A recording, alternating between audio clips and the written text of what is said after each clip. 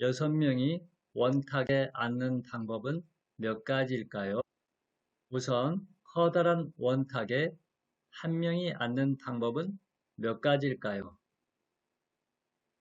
원탁에 한 사람이 앉는 방법은 한 가지입니다. 원탁에서는 원탁의 어느 부분에 앉는 것이 중요한 것이 아니라 주변 사람과의 관계가 중요한데 나만 앉을 때는 여러 가지 경우의 수가 나타날 수가 없습니다. 위의 그림에서 A의 위치는 아무 의미가 없어서 앉는 방법은 한 가지라는 것을 알 수 있습니다.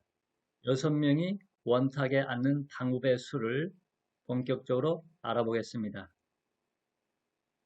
우선 6명 중에 한 사람인 A가 기준을 섭니다. 그 다음에 A의 오른쪽 자리부터 나머지 5명이 앉는 경우의 수가 바로 6명이 원탁에 앉는 경우의 수입니다. 5명이 일렬로 서는 경우의 수는 5팩토리얼이기 때문에 6명이 원탁에 앉는 방법의 수는 5팩토리얼, 즉 120가지입니다. 원탁에 앉는 경우 중요한 것은 원탁과 나의 관계가 아니라 내 좌우에 누가 앉아 있는가, 이것이 중요합니다.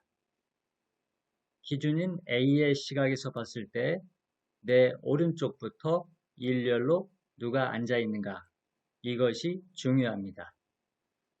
A가 기준을 서는 경우와 B가 기준을 서는 것은 다를까요? 자, 그림에 6명이 앉아 있는 모습이 있습니다. 그런데 이것을 B의 입장에서 관찰하느냐, A의 입장에서 관찰하느냐 하는 것은 중요하지 않습니다.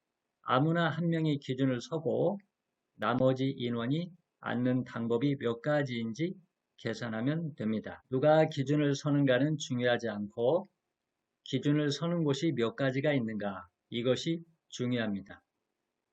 그러면 6명이 앉는 직사각형 탁자에서 A가 기준을 서는 방법은 몇 가지나 있을까요? 그림에서 검정색 좌석은 2명이 앉는 쪽에 왼쪽이다, 이렇게 생각할 수 있고, 빨간색 좌석은 2명이 앉는 쪽에 오른쪽이다, 이렇게 평가할 수 있습니다. 파란색 좌석은 1명이 앉는 쪽이다, 이렇게 생각할 수 있기 때문에 A가 기준 서는 곳은 3가지가 있습니다. 검정색 좌석에서 위에 있는 검정색 좌석은 관찰자 입장에서는 오른쪽이라고 볼 수도 있겠지만 탁자에 앉는 A의 입장에서 볼 때는 A의 시선이 화살표 방향으로 있기 때문에 두 사람이 앉는 쪽에 왼쪽에 앉아 있다, 이렇게 생각하는 것이 정확합니다. 아래쪽에 있는 검정색 좌석도 마찬가지죠. A가 바라보는 시각이 화살표 방향을 향하고 있기 때문에 두 사람이 앉는 쪽에 왼쪽이다, 이렇게 말할 수 있습니다.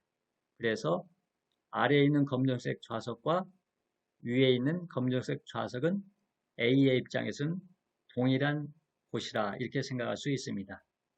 6명이 직사각형 탁자에 앉는 방법의 수는 몇 가지일까요? 기준 A를 제외한 나머지 5명이 일렬로 앉는 방법은 5팩토리얼이고 A가 기준을 서는 방법은 3가지이기 때문에 3 곱하기 5팩토리얼, 이것은 3 곱하기 120이어서 360가지가 답이 됩니다. 6명의 가족이 원탁에 앉아 식사할 때 부모님이 마주보고 앉는 방법의 수는 몇 가지일까요? 일단 기준이 되는 부모님이 마주보고 앉습니다. 이때 앉는 방법은 한 가지입니다. 부모님이 자리를 바꾸는 것은 아무 의미가 없습니다. 두 사람이 마주보는 사실은 변함이 없기 때문입니다. 그 이후에는 아버지 오른쪽부터 나머지 4명의 가족이 어떤 순서로 앉는지 살펴보면 됩니다. 따라서 4팩토리얼, 즉 24가지라고 할 수 있습니다. 이상으로 오늘 수업을 마치겠습니다.